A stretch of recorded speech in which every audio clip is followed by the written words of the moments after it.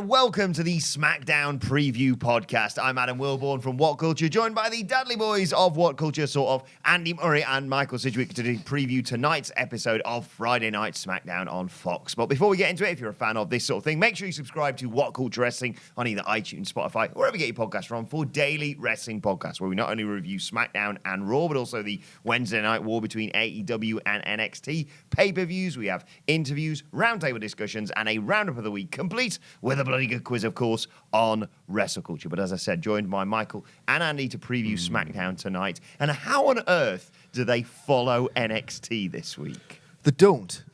Because NXT this week was expressly designed to draw attention and numbers away from AEW. That is abundantly clear from the complexion of the show.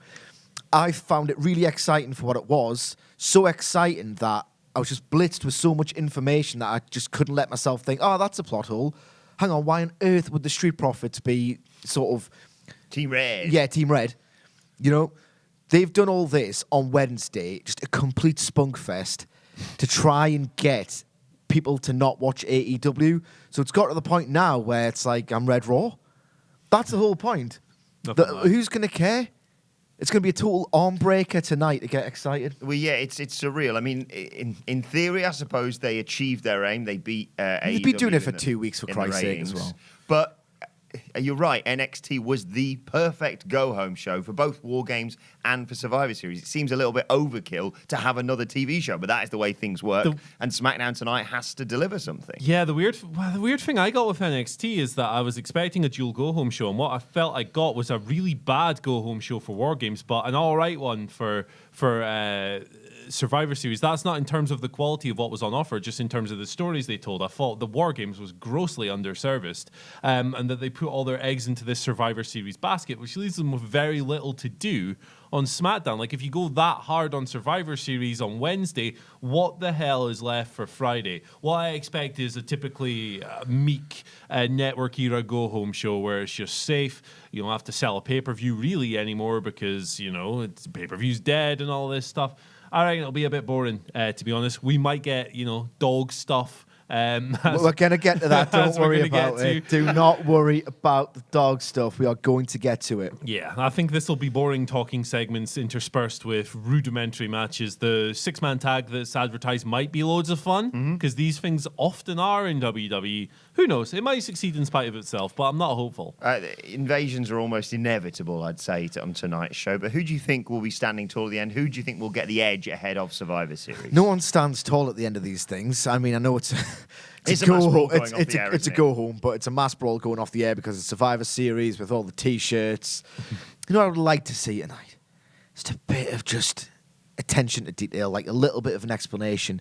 Like maybe the guys on Team Blue could say, just a little tiny backstage segment to say something to the effect of, look, I know you probably should be worried we're on the same team, but I like SmackDown for X, Y, and Z reason, and that's why you can trust me, or that's why I'm fighting for this brand.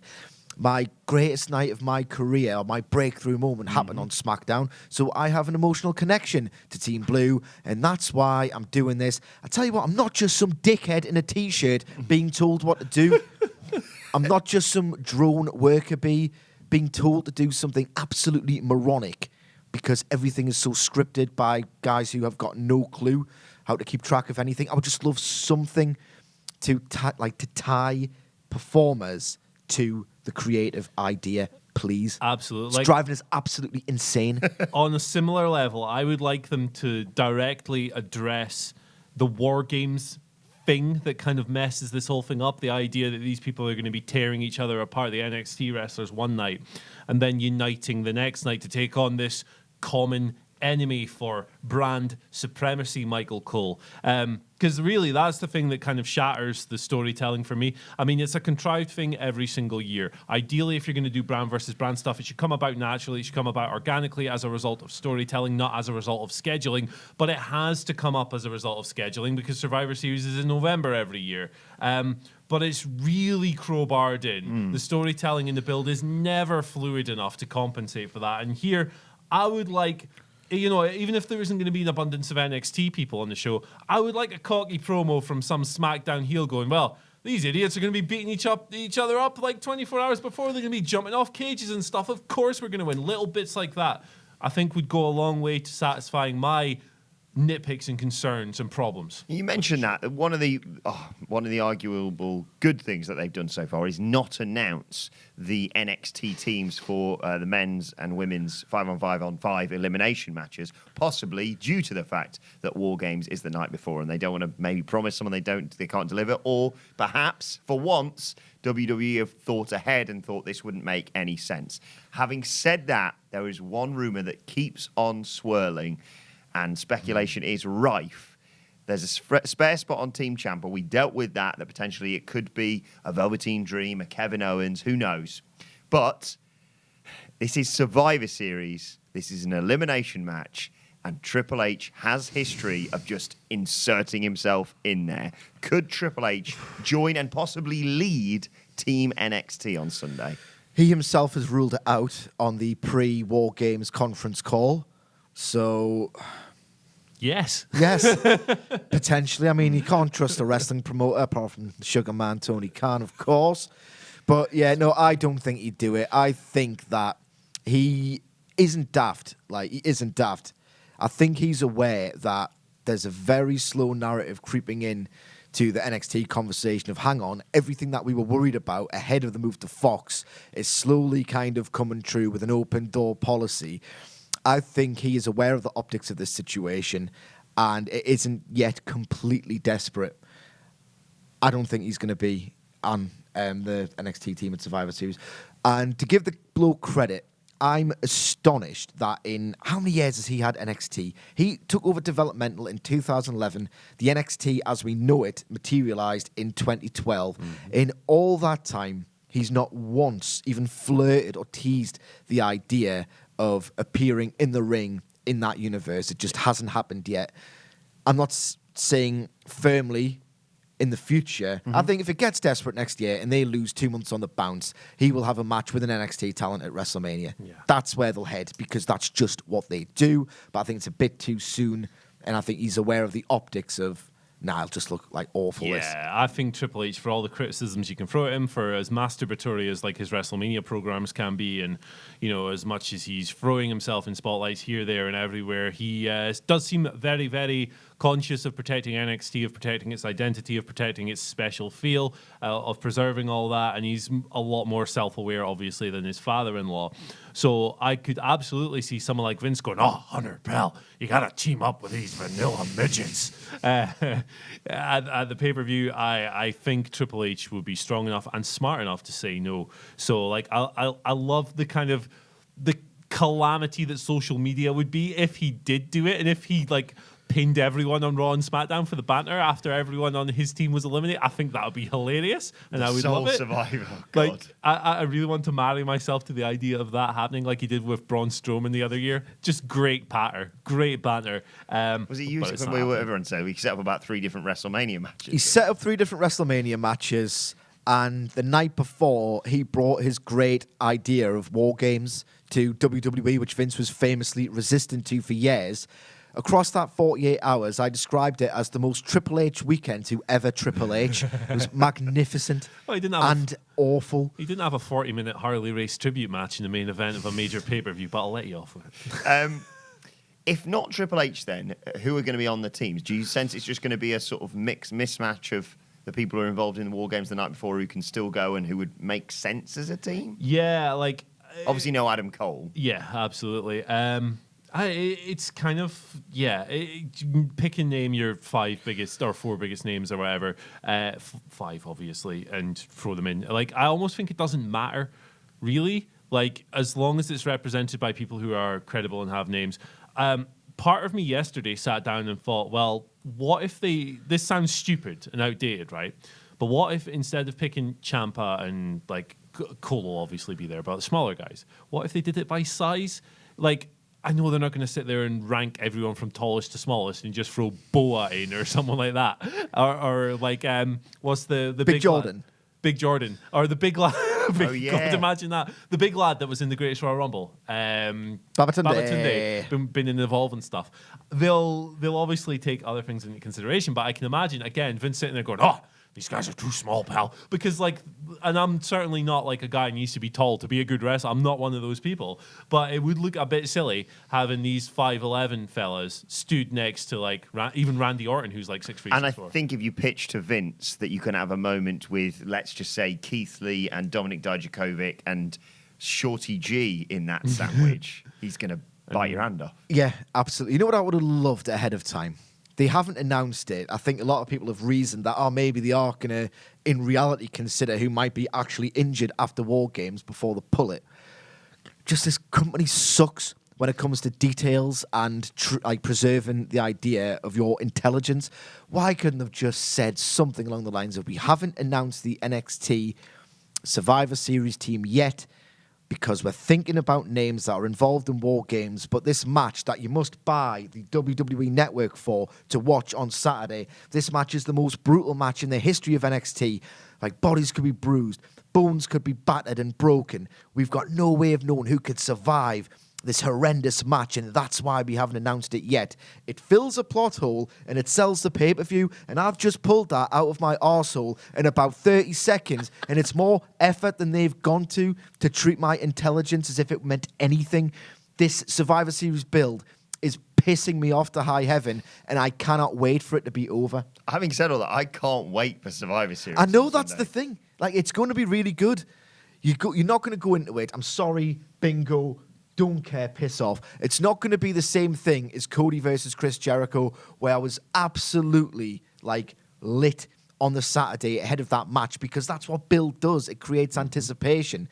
The matches, when the entrances come out and they start doing great stuff in the ring, I'll be into it.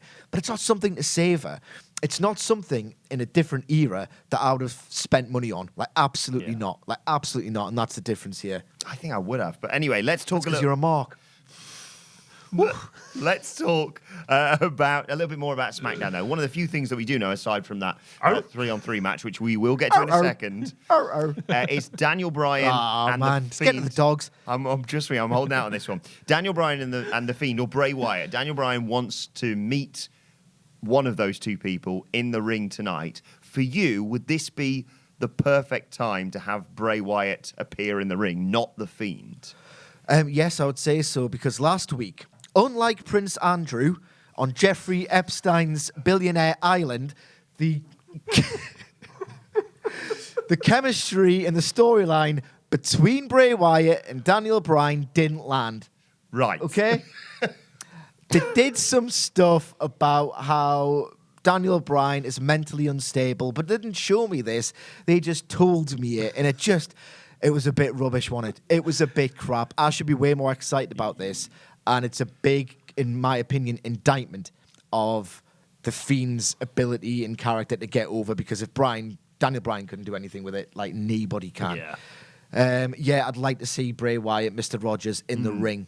I think we pitched something along the lines similar to last week on the same podcast, because it would just be an unsettling, eerie presence, because they know, like Daniel Bryan knows, it's just a lunatic, an unstable man who is like got an exterior life as this crazy kids TV show character. He knows he could snap at any moment, because he does snap into the Fiend. So that tension could be there.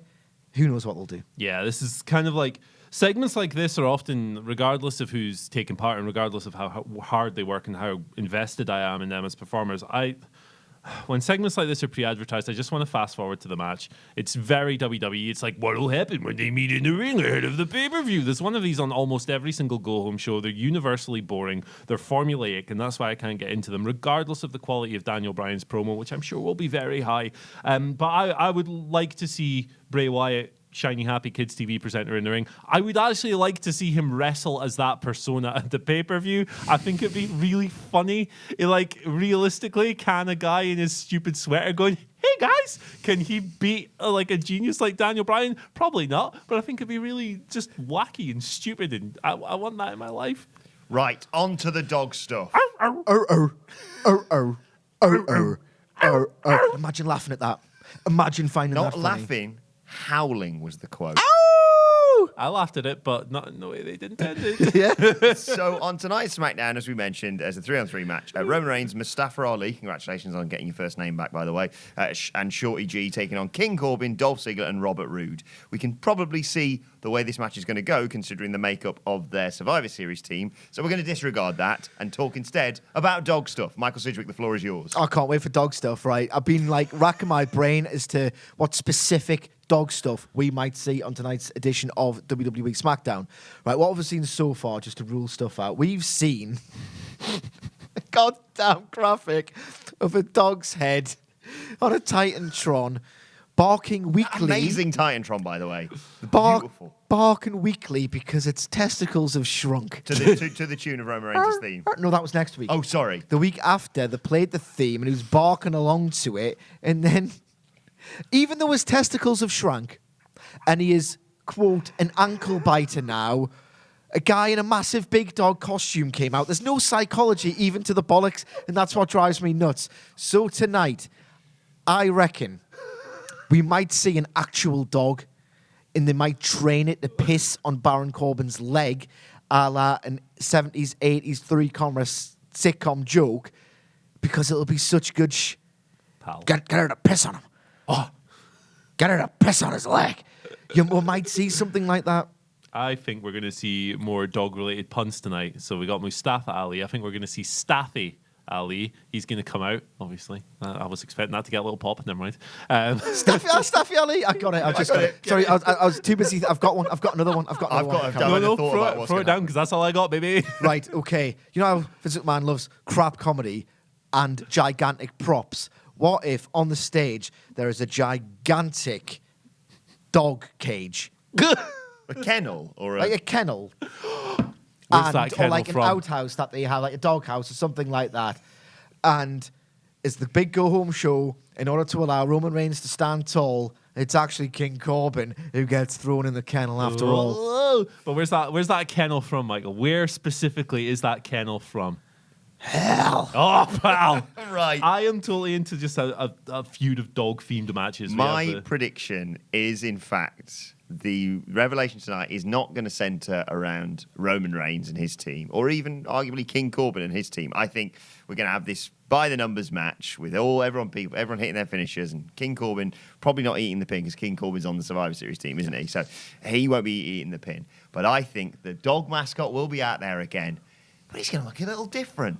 He looks a little bit more filled out than last week.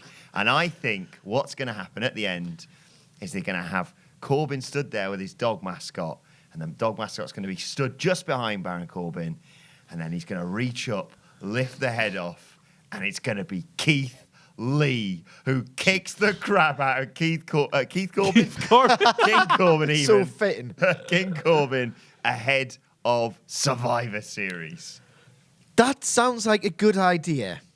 It's Bernie the Bear. It's isn't Bernie it? the Bear. But I didn't realise this has already happened recently. It's a good idea. Now, you tell me, Wilborn, what that has happened in the last 2 weeks suggests to you that they actually have good ideas for the storyline. Hey, they've always had long-term plans for the dog stuff. Remember They your love dog gimmick stuff. after Hell in a Cell where you were broken? Yeah. How has this repaired you? This hasn't, I'd like to confirm.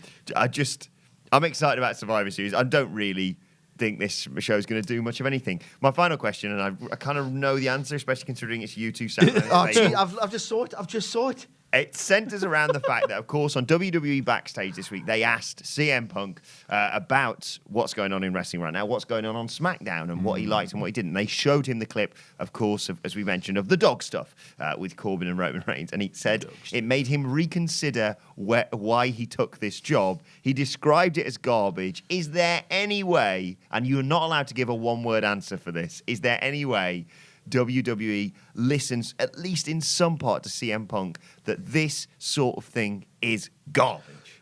When was Backstage? Tuesday? Tuesday. Right, when's SmackDown? Friday. Do you think in 3 days WWE could completely restructure itself, rid itself of the institutional rot, have Vince McMahon say, you know what, I'll listen to CM Punk backstage, my famous buddy, whose ear I have, who has my ear, and whose advice I, cherish and listen to. He's a confidant. and in 3 days decide, you know what, I shouldn't be doing this anymore because CM Punk told me Yeah. not to on backstage, have a word with yourself. Yeah, on a show that 180,000 people watched as well. It's like, it's not even a blip on his radar, is it? It ain't changing, man. It ain't changing. This ain't Reddit. It's not changing. You Well- would have preferred a one-word answer, wouldn't you? Yeah, it was worth a try anyway. Let us know your thoughts ahead of SmackDown tonight in the comment section below. Don't forget to like, share, and subscribe. And subscribe to What Culture Wrestling on either iTunes, Spotify, or wherever you get your podcast from. And make sure you join us on Sunday for our Survivor Series stream as well. Plus, you can let us know your thoughts on I'm Twitter. not on it, if that helps. Neither am I. On Twitter at WhatCulture WWE. I'll be there. You can follow us all three of us. You can follow Michael Sidgwick at Sidgwick. follow Andy Murray at Andy H. Murray. The H stands for how. You can follow me at Adam Wilborn. Follow us all at WhatCulture WWE. As I said, this has been the SmackDown preview. My thanks to Michael and to Andy. Thank you for watching, and we will see you soon. Woof.